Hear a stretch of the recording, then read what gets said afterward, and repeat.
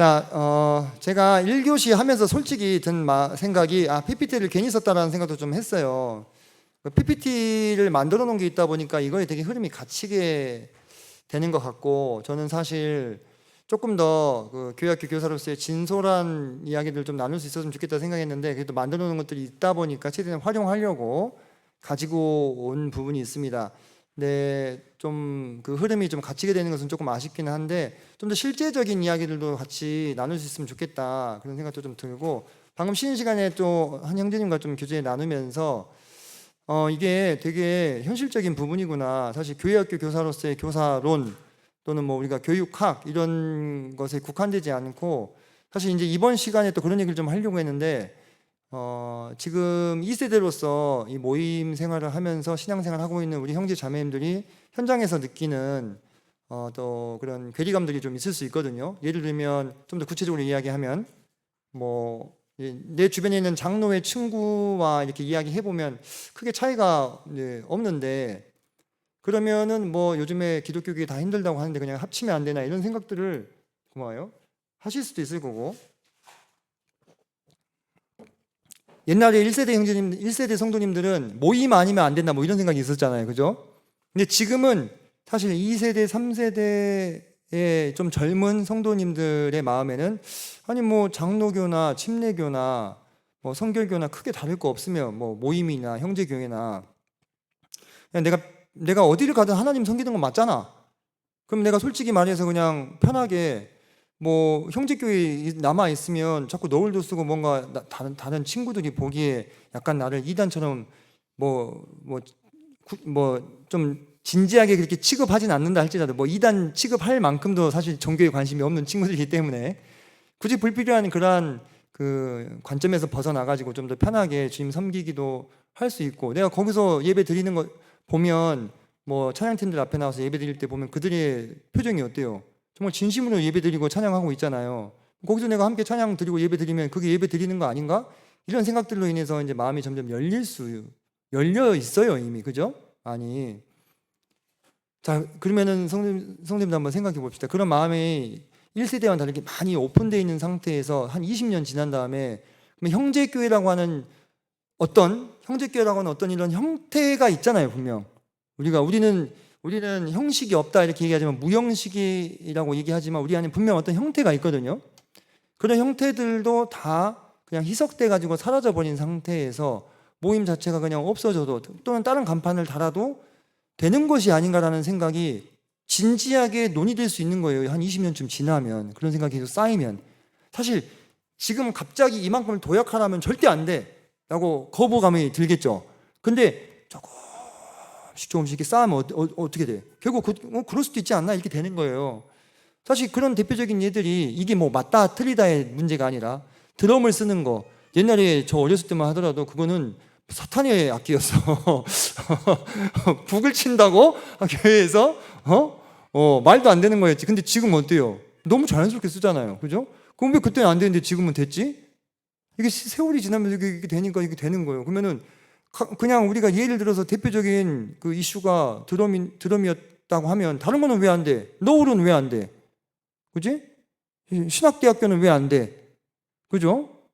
또 얘는 예를 들면 다른 것은 또 왜 안 돼? 이게 다 될 수 있는 거예요. 다 오픈이 될 수 있는 거잖아요. 그리고 다 하나씩 이렇게 켜켜이 쌓아가다 보면 돼, 오케이 넘어가고 이거 돼 넘어가고 그러면 나중에 한 20, 30년쯤 지났을 때 우리 모임의 모습도 사실 기성교단의 모습화되어 있어서 큰 차이가 없을 수도 있지 않겠냐?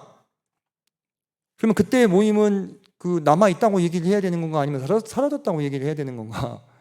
그런 어떤 내다 보여지는 미래들이 결부되어 있는 이야기다 이렇게 생각을 해주시면 좋을 것 같아요. 그래서 여러분들은 어디까지 받아들이고 어디까지 쳐내고, 또는 어떤 결정적으로 우리가 타협할 수 없는 어떤 지점에 대해서 내가 비난을 당하고 비판을 받고 사람들이 손가락질을 받으면서도 그것을 고수할 수 있는 사람들인지, 그래야 되는 시점도 올 거 아니겠어요? 그죠? 그래야 되는 시점도 오겠죠. 제가 나이를 먹어보니까 그렇더라고.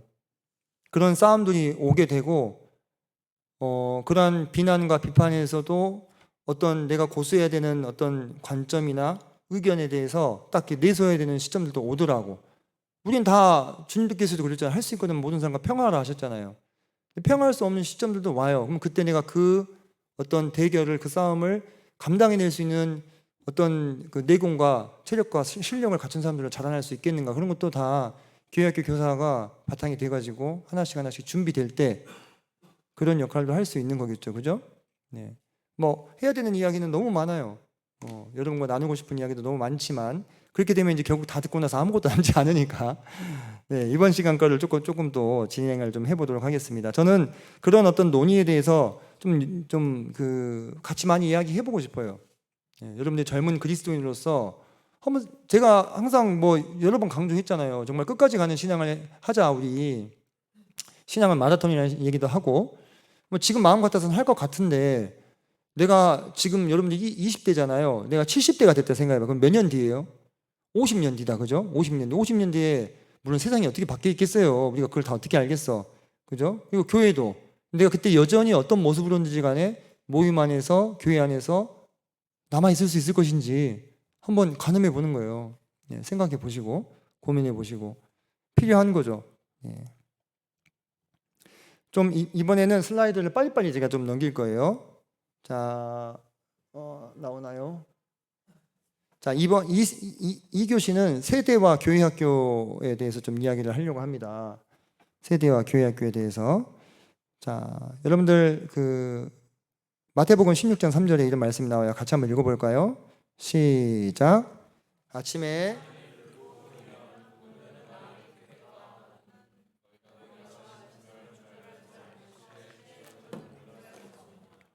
사실 제가 앞서서 좀 두서없이 장황하게 이야기한 부분도 다 시대의 현상에 해당이 됩니다.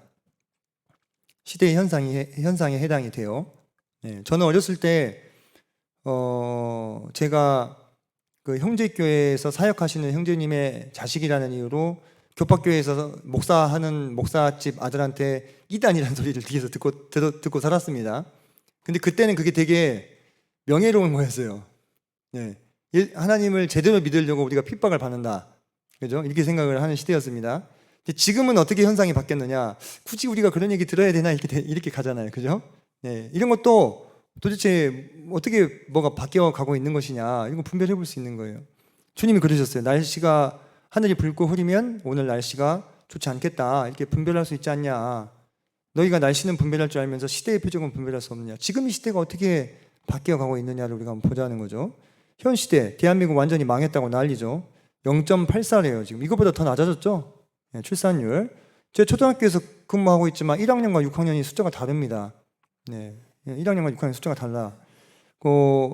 지금 올해 우리 신입생 26명인가 들어온다고 막 엄청 좋아했어요. 우리 며칠 전에 학년 부장님들 모여가지고. 그 숫자 이하로 떨어지면 반이 한 개밖에 안 돼요. 지금 이제 2개로 쪼갤 수 있을 것 같아. 막 하면서 서로 막, 와! 그래서 2명만 더 들어와라. 막 이러면서 막 서로 막 좋아했어. 이 난리를 피우고 있어요, 지금. 네, 두암초등학교 옛날 얘기도 꽤 큰 학교였는데 지금 완전히 쪼그라들어서 한 학년에 2반. 네, 한 학년에 2반이 있어요, 지금. 네. 소멸 위험 지역 안에 한번 봅시다. 전남, 경북, 강원, 전북. 소멸 위험 지역 안에 다 들어가 있죠, 그죠? 전남이 제일 위험해 0.33. 낮을수록 위험한 거예요. 전북 0.39. 호남이 여러분들 보세요. 지금 도서 지역에 있는 작은 모임들 있잖아요. 정말 30년 뒤를 고민하세요. 그냥 우리가 여기서 주님 죽을 때까지 섬기다가 그냥 우리 문 닫고 그냥 마무리합시다. 이렇게 생각하시는 분들도 계실 거예요. 정말로. 왜? 새로운 어린이들 태어나지 않고 새로운 인구들이 유입되지 않은데 기존에 계시던 어르신들 계속 돌아가셔. 그럼 어떻게 돼, 결국? 마지막에는. 네, 문을 닫게 된다 하는 것입니다. 윤아자매님, 저도 괜찮나요?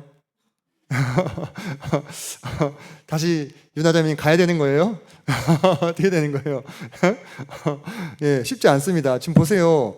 소멸 위험 지역이 2047년이 되면은 우리나라는 전국이 소멸 위험 지역 빨간색으로 뒤덮여요. 빨간색 소멸 위험 지역으로, 그죠? 네, 여기 보면은 여기 호남 지역에서 여기 보면 광주만 주황색이야. 주황색도 마찬가지네. 광주만 주황색 나오니다 빨간색이에요.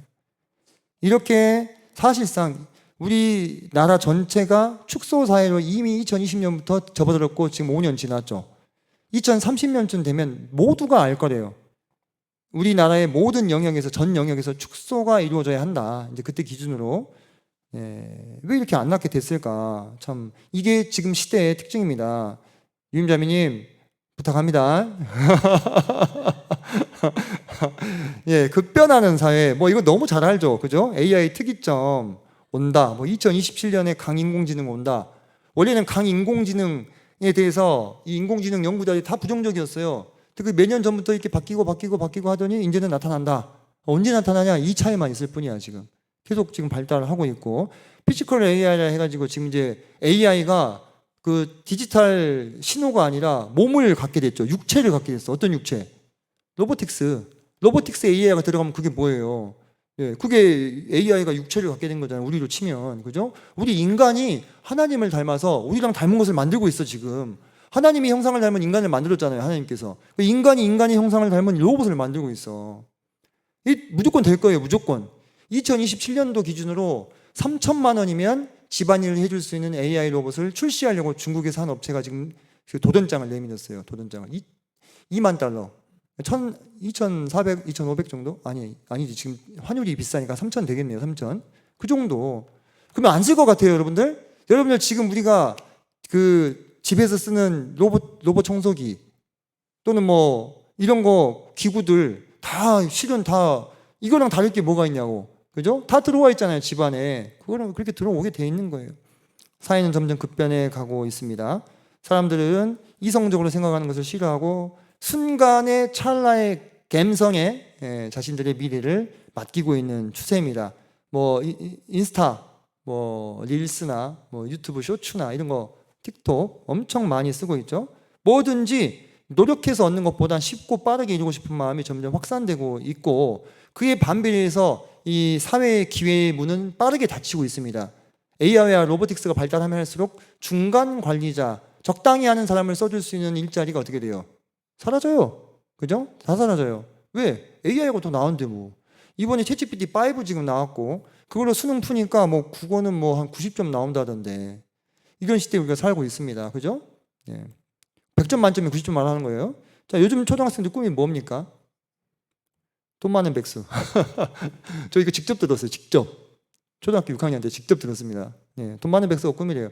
뭐 옛날 유튜브 운동선수 그것도 다 옛말이에요. 그것도 되게 노력해야 되잖아. 되게 노력해야 되잖아요. 그거 싫대. 제가 물어봤어요. 넌 돈 많은 백수 어떻게 할 거야? 엄마가 아빠가 돈이 많으셔? 아니요. 근데 그냥 되고 싶대. 뭔 생각이 없어. 아무 생각이. 그렇게 오늘날 지배하는 시대의 정신은 돈이 돼버렸어요. 돈. 희망도 없고 꿈도 없고 그냥 돈만 많았으면 좋겠다. 어떻게 돈이 많았으면 좋겠냐? 그건 잘 모르겠다. 그래서 한탕을 추구하는 거예요. 요즘에 중고등학생들도요, 엄청나게 이 인터넷 도박에 빠져 있어요. 특히 뭐 가지고 도박합니까? 스마트폰 가지고 도박합니다. 스마트폰에 어플을 깔아가지고 도박 엄청 합니다. 고등학생들. 막 그래가지고 나중에 이게 이제 문제가 돼가지고 막 부모님이 몇 천만 원 빚을 갚아주기도 해요. 막을 수가 없어요. 도박이 그 마약을 치료하는데 도박을 쓴대요. 도박은 몸이라도 좀 안 망가지니까 마약을 치료할 수 있을 만큼의 이 위력이 있는 거야. 도파민의 위력이. 뭐가? 도박이. 그렇게 되는 거예요. 자, 젊은이들이 급속도로 무종교화 가지고 있습니다. 기독교인이 아니다가 아니라 종교가 없다가 80%. 그죠? 20, 30대의 출석 인구는 15%. 출석 인구를 말하는, 거듭난 사람 말하는 게 아니고 출석 인구. 여러분 진짜 10% 안에 드는 사람들이에요. 진짜 정말 귀한 사람들이죠. 너무너무 하나님에 대해서 관심이 없는 시대가 되고 있다. 세속주의, 물질 만능주의 세계관. 신 없이도 인간은 살 수 있다. 돈이 전부인 건 아니지만 또 그만한 게 없다. 이게 지금 솔직히 여러분들 그러지 않아요? 머니가 전부는 아니지만 또 돈만한 게 없다 이런 생각 들잖아요. 나도 솔직히 좀 그런 생각이 좀 들기도 해요. 어쩔 때는. 그죠? 웬만한 문제는 돈이 없어서 생기는 거래요. 돈이 있으면 지금 현재 내가 가지고 있는 문제의 90%를 해결할 수 있대. 그죠? 누가 그래? 돈이 행복의 전부는 아니다. 그러니까 그거는 행복할 만큼 돈을 가져보지 않아서 그런 거예요. 이렇게 얘기하더라고. 신자매 엄청 격하게 공감하는 것 같은데. 예, 지금 이 시대의 사조를 뭐 너무나 적나라하게 보여주는 그러한 모습이 아닌가 싶은 것입니다. 포스트 모더니즘은 너무 뭐 이제는 너무나 당연한 시대가 돼버려가지고 뭐 포스트 모더니즘이 지향하고 있는 것은 정확하게 반성경적인 세계관을 지향하고 있습니다. 절대적인 가치와 진리는 없다. 모든 것은 상대적인 거예요. 모든 것은 상황의 논리에 따라서 맞을 수도 있고 틀릴 수도 있는 거예요. 핵심적인 아주 우리 모두를 이끌어줄 수 있는 그런 진리 따위는 이 세상에 존재하지 않는다는 거예요. 있다 할지라도 사람은 알 수 없다는 입장입니다. 그래서 저는 이 포스트 모더니즘 세계관을 그때 제가 읽었다 했잖아요. 그 군대 갈 때 그 어간에 지금부터 한 20년 전이에요.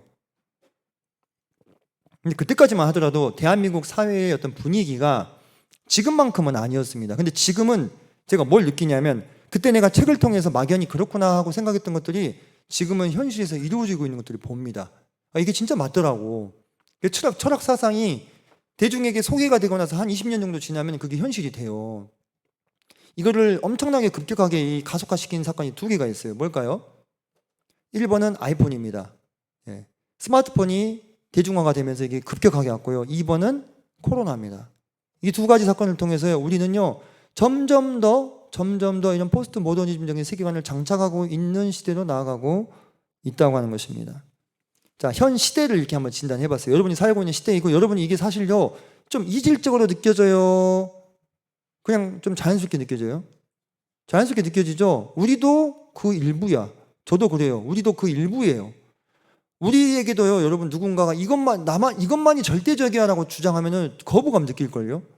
그렇지 않습니까? 이 기독교에 대한 이슈 말고 다른 거 가지고 내가 맞아 하면은 지만 맞대 이렇게 생각을 하잖아요, 그죠? 뭐 어떻게 니만 맞을 수 있어요? 옳지 않다. 모든 게 상대적이라는 게 우리 기본적으로 깔려 있어요. 왜? 우리 거기서 태어났어. 태어난 자라왔기 때문에. 자, 세대를 한번 진단해 보겠습니다. 세대 이건 아까 우리가 한번 봤던 거고 다양한 세대가 공존합니다. 하도 많이 들어서 이제 지긋지긋 하실 수도 있는데 MZ 세대. 대부분의 교회학교 교사들은 MZ 세대입니다. MZ 세대는 뭐가 특징이에요? 조직보다 개인의 이익이 우선되는 거죠. 그죠? 개인의 개성, 그리고 자유롭고 수평적인 문화. 저희 때는 1년 선배한테도 말 잘못했다가 뒤지게 두들고 맞고 그랬어요. 근데 지금 애들은 1학년이 6학년과 맞짱을 뜨는 시대를 살고 있습니다. 말로 맞짱을 뜹니다. 뭐 싸워서가 아니고. 뭐 전혀 어떤 선이 없어요. 선이 없습니다. 그게 몰라서 저러는 건지 아니면 일부러 저러는 건지 뭐 아빠 엄마하고도 그냥 다 말 놓고 그러는데 뭐 안 그래요? 그 밑에 뭐 누가 뭐 어려운 사람이 누가 있고 무서운 사람이 누가 있겠어요? 그런 시대를 지금 살고 있는데 특별히 다음 세대를 우리가 알파 세대라고 부르죠. 알파 세대. 여러분들보다도 더 뒤에 세대일 거예요. 2010년대 이후로 태어난 사람들. 아까 우리 선영자매가 2006년이라 했던가? 아슬아슬하게 MZ에 들어갔네. 아슬아슬하게, 그지?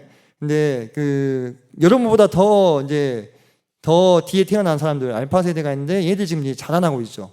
얘들 우리가 외계인이라고 부릅니다. 1학년들을 우리가 내 짝꿍은 외계인이 아니라 네가 외계인이야 우리가 이렇게 얘기를 하는데 이들의 사고 방식을 좀 우리가 좀 이해해야 될 필요가 있습니다. 왜냐? 우리가 교회 학교에서 섬겨야 되는 사람들이 바로 이 아이들이기 때문에 이들은 거의 사실상 디지털과 일체화가 되어 있는 사실 2010년 뽑힌 게 그때쯤에서 스마트폰 나왔을 때잖아요. 아이폰. 그래서 그때를 분기점으로 삼는 거예요. 이미지와 영상이 매우 익숙하죠. 메타버스 AI 친숙합니다. 자기 놀이터죠. 그리고 개인화. 그리고 많은 관심과 지원을 받으며 성장했어요. 이때부터 본격적으로 이 저출산이 이제 가동하기 때문에 집안에 아기가 귀해져. 그러니까 이제 아기 한 명 태어났다면 뭐 엄마 아빠는 기본이고 뭐 할아버지 할머니 외할아버지 외할머니 뭐 고모 삼촌 이모 다 달라붙어가지고 그 아이에게 선물 공세를 퍼붓게 되는. 그래서 내가 굳이 노력하지 않아도 항상 내 주변에 뭐가 있어. 항상 내 주변에 지원과 관심과 공감이 있어요. 그래서 되게 사회성이 교류됩니다. 제가 1학년 지금 가르치면서 제일 충격받는 게 뭔지 아십니까? 이게 원래 1학년은 그런가? 근데 자기가 당하는 건 못 참아. 남한테 내가 그럴 수 있어. 그래서 내가 너가 그거 당하면 너 기분 나쁘잖아. 그러면 왜 친구한테 그래? 근데 그걸 이해를 못해. 그래서 나 너무 좀 어려서 그런가? 지금 어려서 그런 건가? 아니면 알파 세대여서 그런가? 나 지금 되게 고민이에요. 그걸 구분을 못 하겠어요. 자기가 당하는 거는 요만큼만 당해도 막 이렇게 막 난리예요. 근데 자기는 남한테 아무렇지도 않게 그렇게 한다니까. 그게 왜 연결이 안 되지? 이런 생각들을 하면서 거의 막 계속 지금 지도를 하고 있는데, 어쨌든 이 알파 세대의 특징은 휘발성, 변화, 찰나의 순간을 산다라는 거. 그래서 이미지 영상을 선호합니다. 네. 여러분들 이탈리안 브레일라 이제는 이거 인기 많이 줄어들었던데, 이거 아시죠? 네, 저 정말 처음에 충격이었습니다. 충격. 왜 충격이었는지 아세요? 제가 이걸 한번 틀었거든요. 애들이요 처음부터 끝까지 막 다 따라서 막 하더라고. 노래를 불러 막 이 이름을 막 하면서. 와, 근데 진짜 신기했어요. 내가 약간 뭐 이 세계에 떨어져 있는 건가? 그 생각이 막 들면서 약간 그 순간 교실에서 나 혼자 약간 이게 브레인랏이라는 말이 이게 뇌가 썩는다라는 뜻이라면서요. 그죠? 그러니까 뭐 맥락도 없고 뭐 의미도 없고 아무튼 상관없어. 그냥 재밌으면 된 거예요. 이런 어떤 컨텐츠들을 소비하고 있는 그런 시대를 우리가 살고 있고, 개인화 성향이 매우 심각해지고 있습니다. 그래서 알파 세대는 나이키나 스타벅스보다 다이소를 좋아한대요. 실용성도 상당히 갖추고 있을 뿐만 아니라, 사실 이게 결정적인 이유가 뭐냐면 알파 세대가 아직 자금력이 없어. 학생들이 대부분이잖아요. 그러니까 비싼 걸 사고 싶어도 사실 이제 못 사기 때문에 다이소를 좀 애용하는 경향이 좀 있고요. 아까 이건 얘기했었죠. 어렸을 때 많은 관심과 지원을 받으며 성장했고, 타인에 대한 정서적인 공감이나 사회성은 대단히 결여됩니다. 대단히 결여돼요. 실제 그래요. 네, 사람보다 기기가 익숙한 시대를 좀 살고 있죠. 그래서 이제 AI 챗봇이 나왔죠. AI 챗봇이 나와가지고 더 이상 사람도 필요 없어요. 이제 그냥 기계랑 소통하면 되는 시대를 살고 있어요. 그리고 사람과의 관계에서 치이게 되면 그냥 챗봇이랑 이야기하면서 그냥 자기 속내 이야기하고, 이거 제가 이쪽 관련해서 강의들을 엄청 들었습니다. 강의를 엄청 들었는데, 뭐 한 50살 먹은 막 고려대학교 막 그 AI 관련 교수님도 요즘에는 자기 그 주변에 그냥 이제 아주 어렸을 때 만났던 그런 친구 말고 다 커서 만난 친구랑은 속 얘기를 잘 안 하게 된대요. 그리고는 이제 밖에서 스케줄 다 소화하고 집에 와서 누구랑 얘기한대요? 챗GPT랑 얘기한대. 챗GPT한테. 그럼 챗GPT가 너무 기가 막히게 공감을 잘 해주니까 굳이 이제 그런 마음을 터놓고 얘기를 할 필요가 없다는 거예요. 그 50살이 넘은 그 교수님도 그런 얘기를 하는 거예요. 그러면 뭐 젊은 아이들은 어떻게 되겠어요? 근데 이제 이 챗봇들이 또 문제를 좀 일으키죠. 그래서 AI 챗봇이 14살 아들 자살로 이끌었다. 이제 이 AI 캐릭터와 사랑에 빠져가지고 내가 너가 있는 곳으로 가고 싶어 해가지고 그냥 목숨을 끊어버렸어요. 네, 실제로 이런 이제 증상들이 이제 하나둘 더 나타나게 될 거다라는 생각하고요. 저는 뭐 앞으로 제가 아까 그랬죠. 제가 그렇게 윤리적인 사람이 아니라고. 저는 예수님 안 믿었으면 전 트랜스 휴머니즘까지 다 열려있는 사람이에요. 트랜스 휴머니즘이 뭐냐면 신체 일부를 기계를 개조하는 거예요. 나는 그런 것도 했을 거예요. 아마 내가 하나님 안 믿는 사람이었으면 얼마든지 가능하지. 뭐 나는 뭐 지금 우리가 쓰는 스마트폰이나 뭐 와치나 그런 거나 기계나 뭐가 달라. 그걸 내가 그냥 몸에 심어가지고 쓰는 거지. 이렇게 생각하는 사람일 것 같아. 근데 이제 하나님을 믿으면서 그런 것에 대한 좀 이제 그 칸막이를 좀 치게 되지만, 일반 세상 사람들은 뭐 그런 거에 구분이 없을 거 아니에요. 얼마든지 어디까지든지 내가 이 세상에서의 삶을 풍요롭게 즐겁게 누리고자 하기 위해서 그런 문명의 이기를 활용하려고 할 것이다. 그래서 지금 이 세대는 정말로 좀 다른 세대가 오고 있다는 것을 우리가 알 수 있습니다. 그러면서 교회는 어떻게 또 변화가 되고 있느냐. 아이가 없어지고 있죠. 2030년도에 주일학교 90% 사라질 수도 있대요. 이게 지금 다른 어떤 그 교계에서 하는 거예요. 통합 측, 충격 예측, 90% 사라질 수 있다. 비관적인 전망을 지금 하고 있고, 예장 합동 측에서는 현재 22.4%의 교회가 주일학교 부서가 아예 없다. 초토화 분위기. 그래서 지금 기장도 다들 제법 큰 규모의 뭐 그런 교계일 건데 1600개 교회 중에서 900개만 주일학교를 유지하고 있다. 지방일수록 심각하다, 이런 얘기. 코로나가 터지면서 위기가 가속화됐죠. 코로나 회복되고 나서 유초등부 출석률 회복률이 30-40%에 불과하다, 이렇게 이야기하고 있고, 교사 양성과 교육 미비로 사역의 질이 저하되고 있다, 이렇게 그래서 교사들이 이탈이 증가되고 있다. 교회 학교에서 섬기고 싶지 않은 거예요. 내가 개인적으로 해야 될 일도 많으니까, 바쁘니까. 그렇죠? 그래서 교사가 이탈이 되면 학생 케어가 부실해지고, 그러면 학생들이 이탈되는 악순환이 지금 만들어졌습니다. 그래서 옛날에는 이제 제가 아까 그랬던 이유 없어 그냥 해. 지금 이유 없어 그냥 해 하면 하나요? 잘 하지 않습니다. 뭔가 이유가 주어져야 되고 나름의 책임이 주어져야만 그 일을 할 수 있다는 거죠. 교사 세대도 계속 변화되고 있어요. 그냥 하던 시대는 지나갔습니다.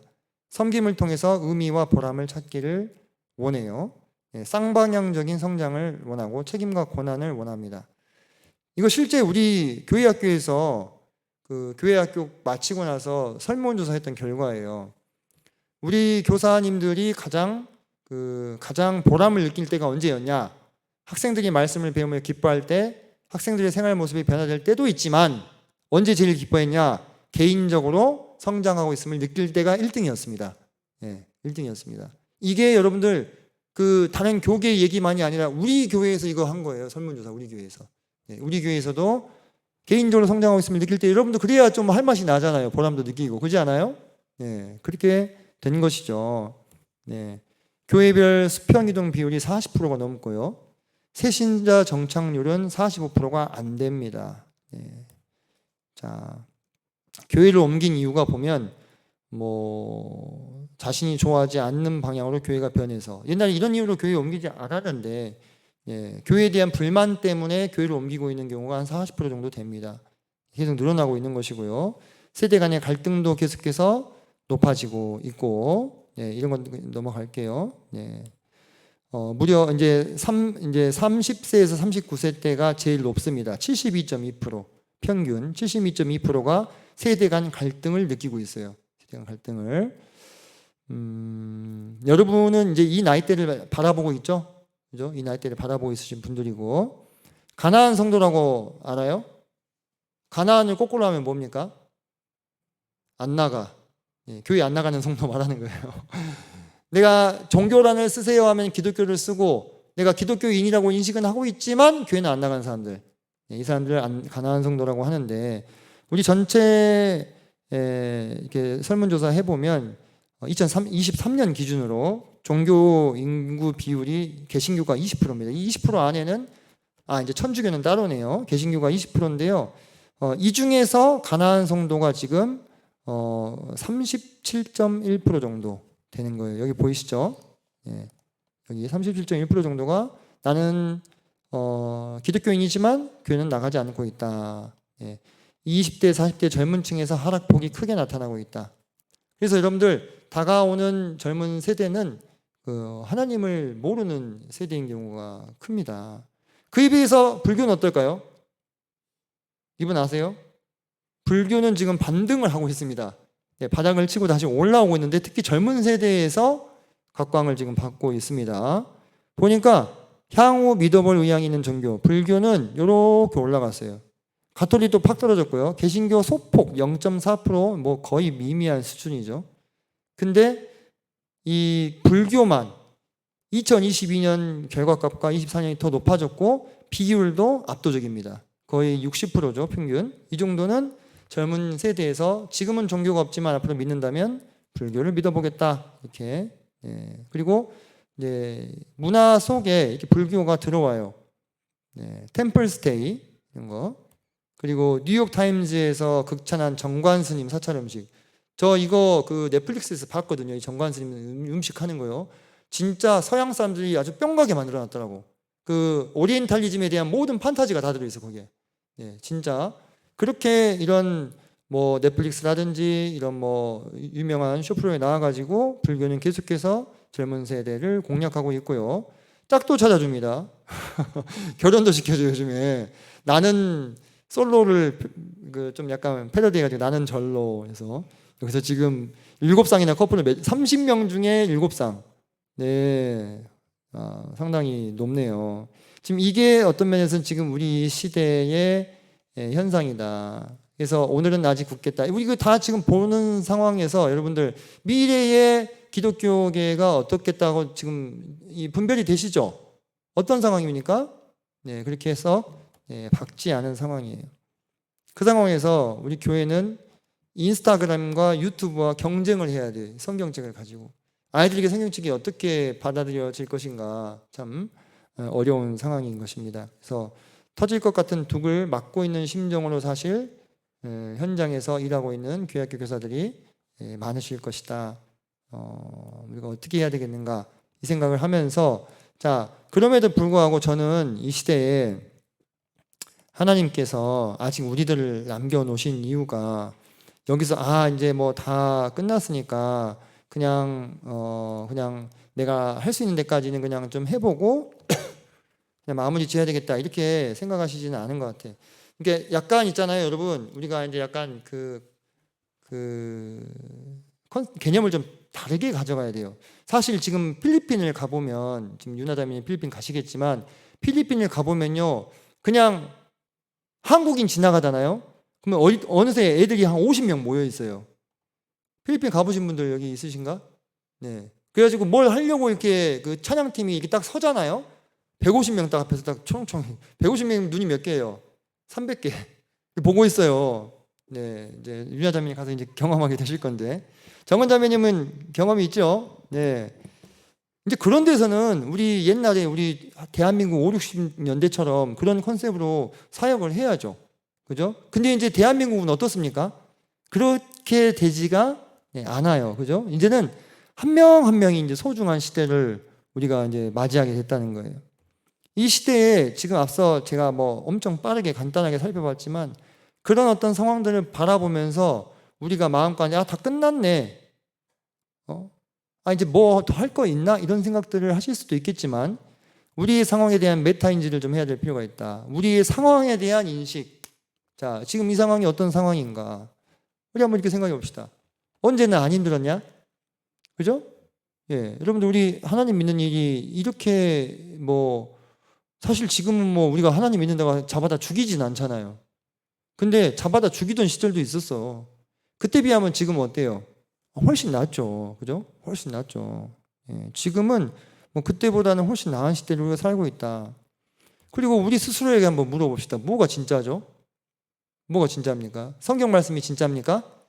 아니면 세상의 논리가 진짜입니까? 뭐라 생각하십니까, 여러분? 그거에 대해서 여러분들도 마음 가운데 분별이 있으셔야 돼요. 분별이.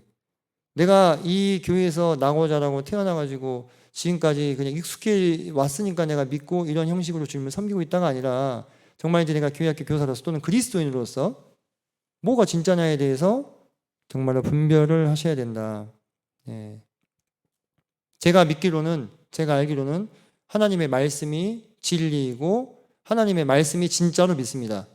그래서 저는 이것을 아이들에게 공급해 줄 수 있는, 전달해 줄 수 있는 이 일이 지극히 가치 있는 일이라고 생각합니다. 한 사회의 도덕성은 그 사회가 아이들에게 무엇을 해주는가를 보면 알 수 있다 이렇게 했어요.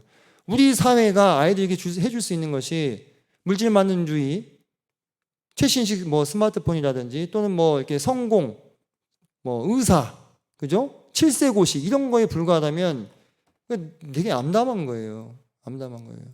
그런 게 아니라 하나님의 말씀을 공급해 줄 수 있다면 좋겠다. 세 번째, 메타인지. 나만 죽냐? 네, 이런 뭐랄까 이런 생각이 필요해요.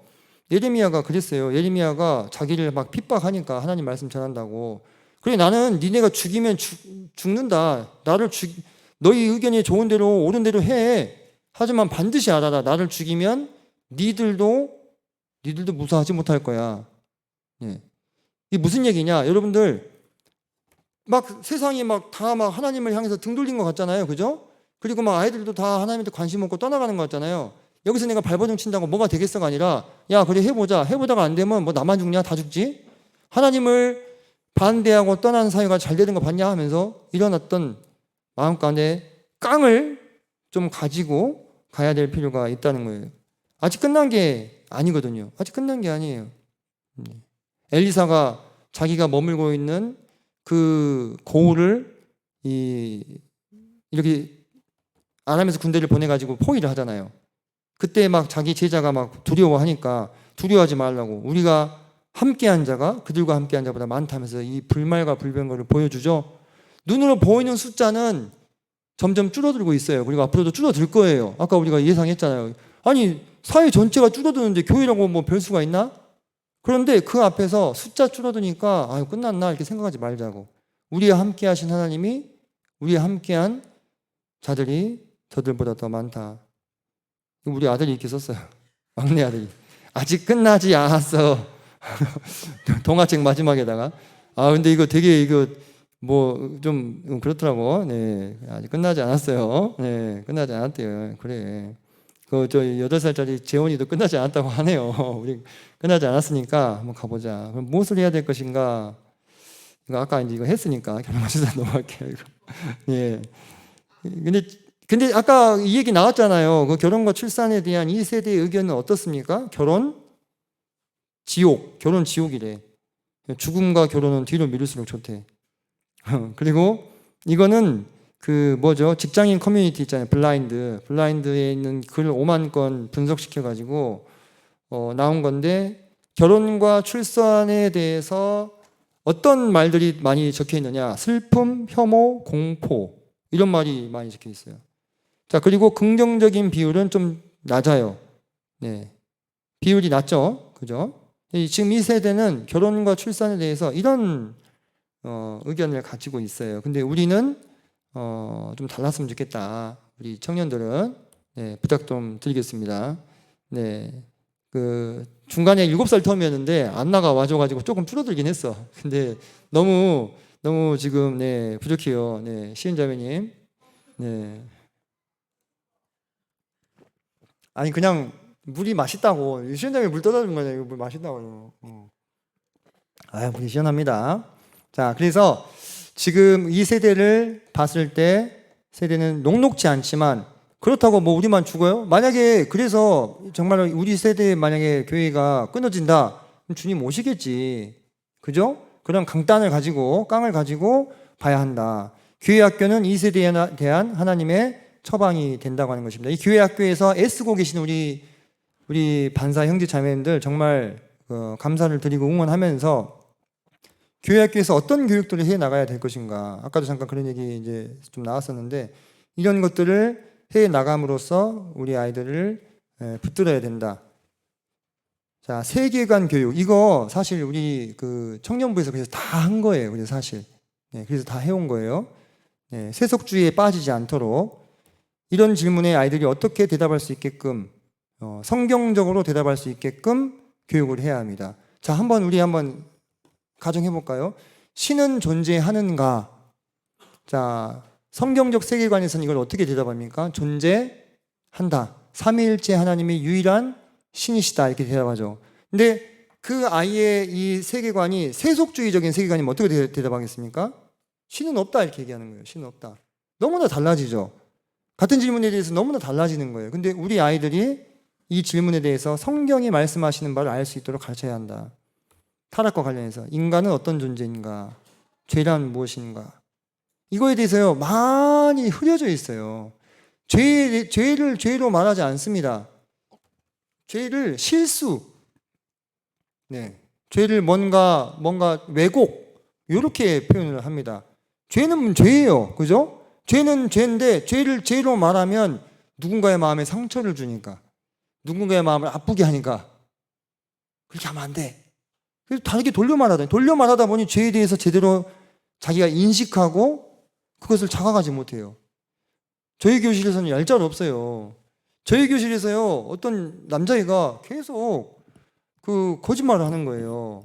그래서 거짓말을 하고 그리고 막 자기만 당한 것 같이 이렇게 얘기하고, 그래서 제가 조목조목 데려다 놓고 1학년인데 처음 A부터 Z까지 딱딱딱딱딱 얘기를 해줬어요.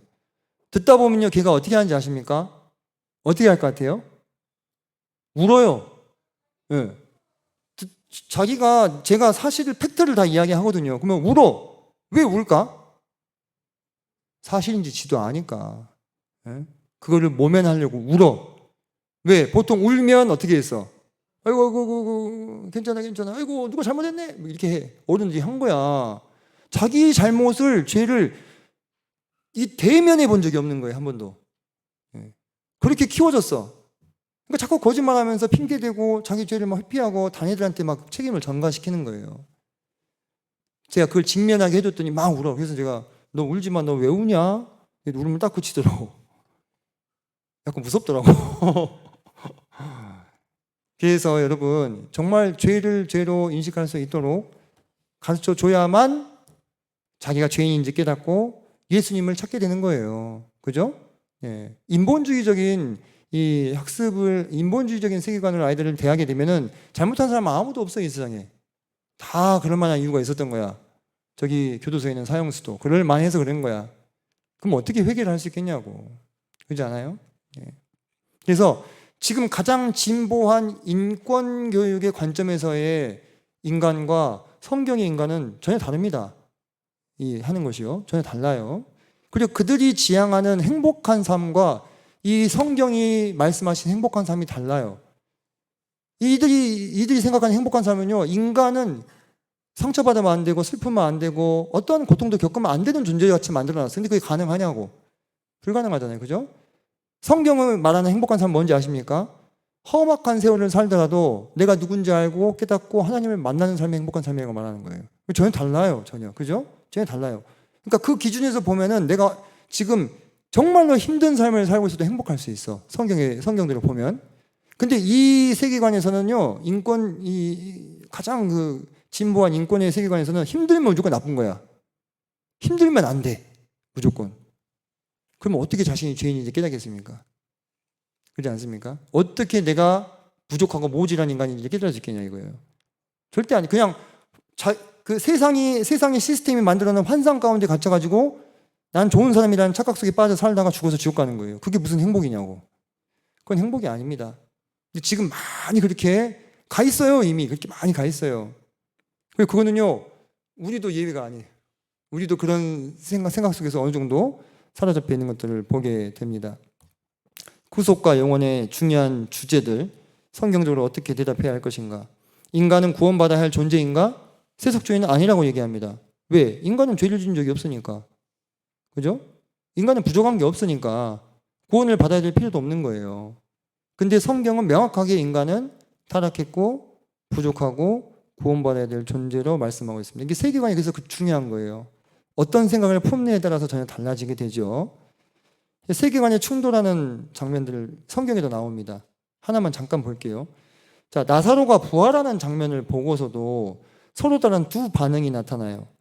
한 부류는 예수님을 뭐로 알아봅니까? 하나님으로 알아봅니다. 근데 다른 한 부류는 예수님을 뭐로 바라봅니까? 민족의 반역자로 알아보는 거예요. 여러분, 똑같은 현상을 보고도 어떻게 이렇게 해석이 달라질 수 있어요? 뭐의 차이인 거예요? 네, 세계관의 차이인 것입니다. 그리스도인이라 할지라도 이 어떤 세계관을 갖췄느냐에 따라서요, 좀 반응이 달라질 수 있어요. 내 주변에 일어나는 일들에 대해서 이 바라보는 관점이 달라질 수 있어요. 진성경제는 성경적인 세계관이 제대로 지금 탑재가 되어 있습니까? 학생부에서 어떻게 배웠습니까?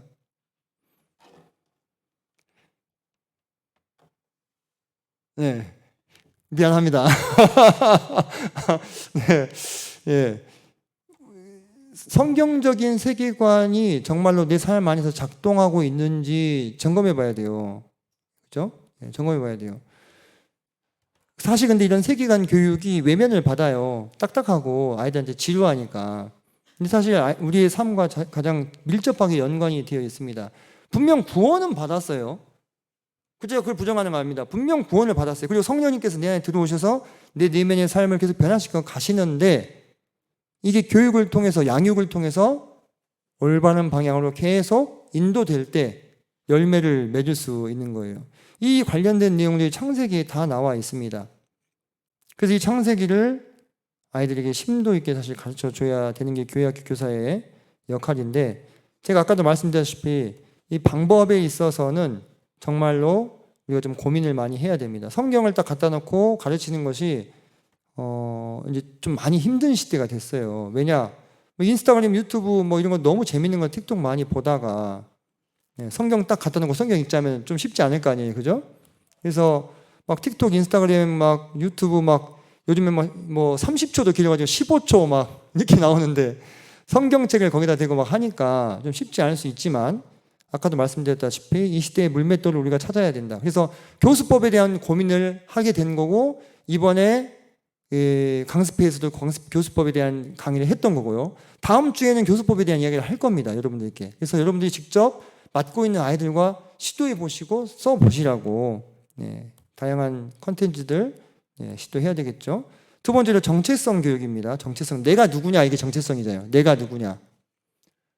야 5시 반이 다 돼가는데 이제 2번 하네요. 더 속도를 좀 많이 내보겠습니다. 한 4번쯤 하고 있어야 되는데 그죠? 우리 아까 40분에 시작했죠. 43분 이쯤. 네. 제가 너무 의욕이 넘쳤나 봅니다. 자 봅시다. 여러분 요즘에 그 뉴스 보면 이런 거 보셨죠? 목사가 교회 돈 20억 횡령, 한국 종교 창피하다, 뭐 이런 말, 그죠? 네. 왜 자꾸 교회에 대해서 이런 좋지 않은 이미지가 점점 더 이 사회 속에 확산이 되는 걸까? 그러면 그 교회를 다니고 있는 애들은 자기가 교회 다닌다는 것이 자랑스럽겠어요? 아니면은 부끄럽겠어요? 점점 부끄러운 거예요. 옛날에는 교회 다니는 게 되게 자랑이었거든요. 그리고 교회 가면은 훌륭한 일들도 많이 하고, 많이 참여하고, 그리고 사실 우리나라의 근대화를 이끄는데 지대한 공헌을 한 게 교회예요. 근데 지금은 오히려 교회가 마이너스 요소가 되고 있어. 교회 다니면 뭔가 모자란 사람 같다. 그렇게 되는 시대가 됐다는 거예요. 그래서 교회에 대한 이미지가 지금 제고되어야 될 때입니다.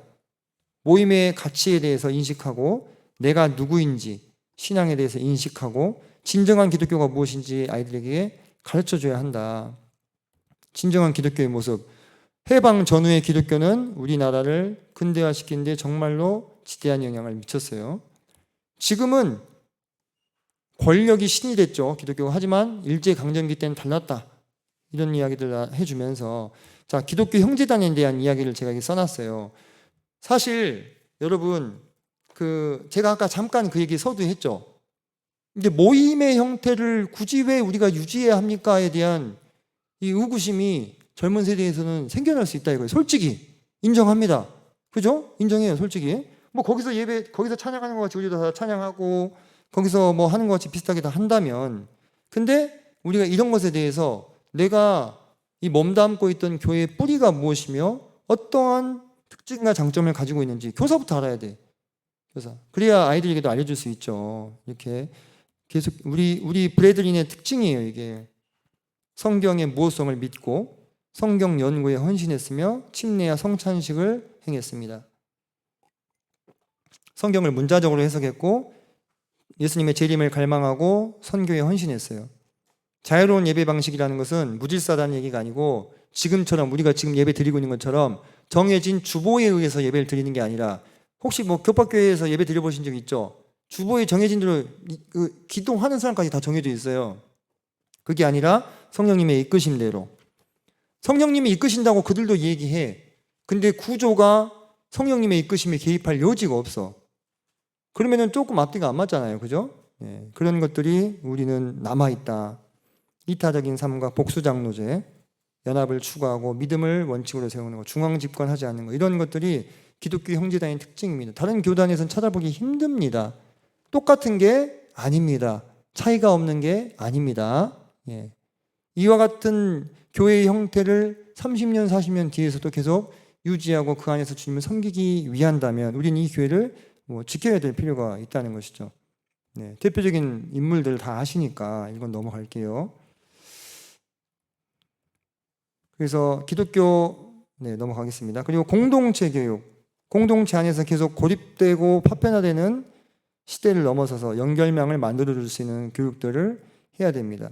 이거 혹시 보신 적 있죠? 7세 고시 누구를 위한 시험인가? 뭐 꼭 뉴스를 안 보셨다 하더라도 이런 걸 본데 학교도 안 간 애들이 7세 의대반 이런 거 막. 와 진짜 이 전문가들이 다 경고하더라고요. 나중에 대가를 치를 거라고. 애를 이렇게 키운 것에 대한 대가를 치를 거다.